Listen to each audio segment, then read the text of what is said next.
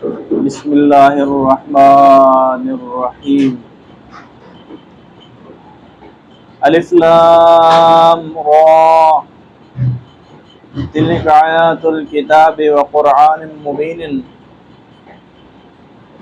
ربما یود الذین کفروا لو کانوا مسلمین ذرهم یاکلوا ویتمتعوا ویلہہم العمل فسوف یعلمون اما بعد۔ سورہ حجر کی پہلی آیت میں اللہ تبارک تعالیٰ نے فرمایا الف لام را۔ الف لام کی مراد اللہ ہی بہتر جانتا ہے۔ تلک آیات الکتاب وقرآن مبین،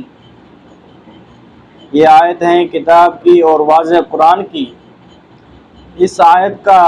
خلاصہ تفسیر یہ ہے، الف لام را سے اللہ کی مراد ہے، اللہ بہتر جانتا ہے۔ یہ آیتیں ہیں ایک کامل کتاب کی اور قرآن واضح کی، یعنی اس کے دونوں صفتیں ہیں، کامل کتاب ہونا بھی اور قرآن واضح ہونا بھی۔ ان کلمات سے قرآن کا کلام حق ہونا واضح کرنے کے بعد ان لوگوں کو حسرت اور عذاب کا بیان ہے جو قرآن پر ایمان نہیں لاتے یا اس کے احکام کی تعمیل نہیں کرتے ہیں۔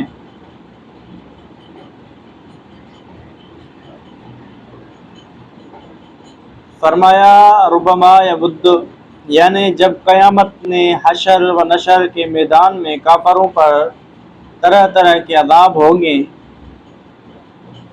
تو وہ یہی کہیں گے، کاش کہ ہمیں دنیا میں دوبارہ بھیجتے تو ہم ضرور مسلمان ہوتے، نیک اعمال کرتے، نیک صالح بنتے، ولی ابن ولی بنتے، مگر نہیں، اللہ تعالیٰ نے ان کے دل پہ مہر لگا دی۔